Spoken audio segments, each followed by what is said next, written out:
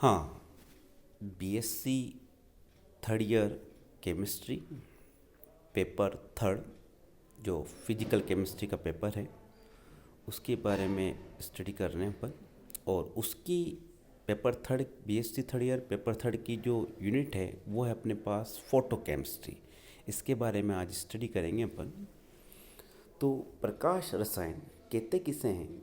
तो प्रकाश रसायन में अपने पास कोई भी अपने पास पदार्थ होता है, अणु होता है, वो प्रकाश का अवशोषण करता है।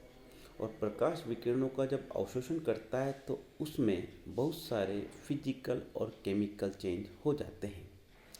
और ये जो फिजिकल केमिकल चेंज होते हैं इनकी स्टडी को ही फोटोकेमिस्ट्री कहा जाता है। तो हम कह सकते हैं कि अणु द्वारा उचित विकिरणों के अवशोषण से अणु में भौतिक व रासायनिक परिवर्तन हो जाते हैं और इसके अध्ययन को ही प्रकाश रसायन कहा जाता है। तो ये प्रकाश फोटोकेमिस्ट्री की डेफिनेशन है अपने पास। ठीक है, तो इसमें प्रकाश से ही अभिक्रियाएं होती है। प्रकाश की उपस्थिति से, विकिरणों की उपस्थिति से कोई भी अपने पास केमिकल या फिजिकल चेंज मॉलिक्यूल में होते हैं। बात करें अपन तो केमिकल रिएक्शंस की, तो कहा जाता है chemical reaction mainly two types की होती है। एक कहलाती है ऊष्मा ऊर्जा अभिक्रिया और एक कहलाती है प्रकाश रासायनिक अभिक्रिया। बात करें सबसे पहले अपन तो ऊष्मा ऊर्जा अभिक्रियाएं क्या होती है, तो इन ऊष्मा ऊर्जा अभिक्रियाओं को थर्मल रिएक्शन और डार्क रिएक्शन भी कहा जाता है। तो इनकी परिभाषा की बात करें तो कहा जाता है कि ये जो अभिक्रियाएं होती है प्रकाश की अनुपस्थिति में होती है और इन्हें क्या कहा जाता है, ऊष्मा ऊर्जा अभिक्रियाएं। यानी कि वे अभिक्रियाएं जो लाइट की एब्सेंस में होती है वो ऊष्मा ऊर्जा अभिक्रिया कहलाती है। इसके लिए लाइट की एब्सेंस बहुत ज़रूरी है, इसमें ऊर्जा की आवश्यकता होगी, लेकिन ऊर्जा की जो आवश्यकता होती है प्रकाश के अलावा और अन्य माध्यम से हो सकती है। तो कह सकते हैं अपन कि वे अभिक्रियाएं जो प्रकाश की अनुपस्थिति में होती है ऊष्मा ऊर्जा अभिक्रिया या थर्मल रिएक्शन या डार्क रिएक्शन कहलाती है। इस चैप्टर में इनके अपन बात नहीं करेंगे, बात करेंगे अपन दूसरे टाइप की रिएक्शन प्रकाश रासायनिक अभिक्रियाएं क्या हैं। तो अपन कह सकते हैं कि वे अभिक्रियाएं जो प्रकाश की उपस्थिति में होती हैं प्रकाश रासायनिक अभिक्रियाएं कहलाती है। अब जो प्रकाश काम में लेते हैं वो लेते हैं अपन दृश्य और पराबैंगनी विकिरण का यूज अपन करते हैं अभिक्रिया मॉलिक्यूल को देने में, जिससे कि कोई फिजिकल या केमिकल चेंज हो। तो डेफिनेशन की बात करें तो अपन कह सकते हैं कि वे अभिक्रियाएं जो दृश्य व पराबैंगनी विकिरणों के अवशोषण से संपन्न होती है उन्हें हम प्रकाश रासायनिक अभिक्रियाएं कहते हैं। तो मेनली अपने चैप्टर में प्रकाश रासायनिक अभिक्रियाएं फोटोकेमिकल रिएक्शंस के बारे में अपन पढ़ेंगे।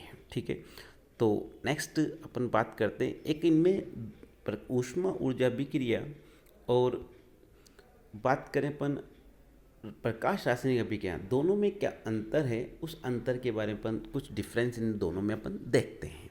तो सबसे पहले अपन बात करते हैं ऊष्मा ऊर्जा अभिक्रिया की। ऊष्मा ऊर्जा अभिक्रिया क्या है, तो कहा जाता है कि इसमें ऊर्जा का क्या होता है, अवशोषण होता है। जबकि प्रकाश रासायनिक अभिक्रिया में दृश्य पराबैंगनी विकिरणों का क्या होगा, अवशोषण होगा।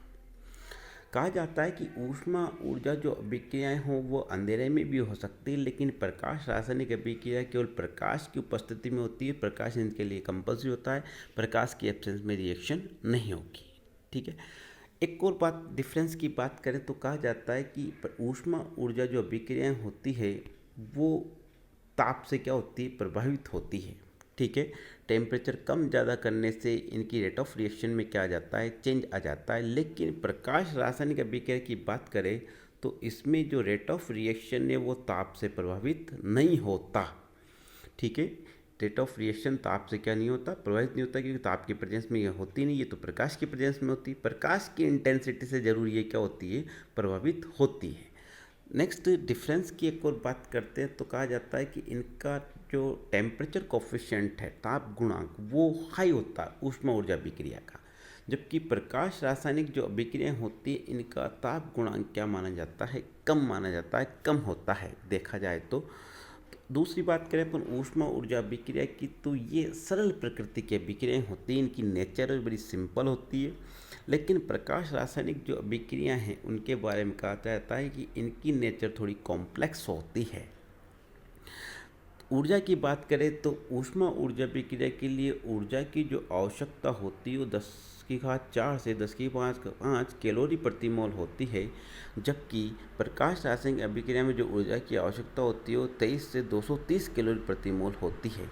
या यूँ कहें कि प्रकाश रासायनिक अभिक्रिया में जो प्रकाश होता है उसकी जो तरंगदैर्ध्य होती है वो 200 नैनोमीटर से 800 नैनोमीटर तरंगदैर्ध्य का प्रकाश यूज किया जाता है, जो कि दृश्य पराबैंगनी विकिरणों का क्षेत्र माना जाता है।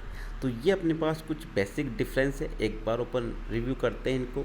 सबसे पहले अपन ने कहा कि ऊष्मा ऊर्जा अभिक्रिया, इसमें ऊर्जा का क्या होता है, अवशोषण होता है, जबकि इसमें दृश्य पराबैंगनियों का क्या होता है, अवशोषण होता है। ये अंधेरे में हो सकती है, जबकि इसकी बात करिए प्रकाश में होती है। इनका ताप गुणांक क्या होता है, ये ताप से क्या होती है, प्रभावित होती है, जबकि प्रकाश आने वाले ताप से प्रभावित नहीं होती।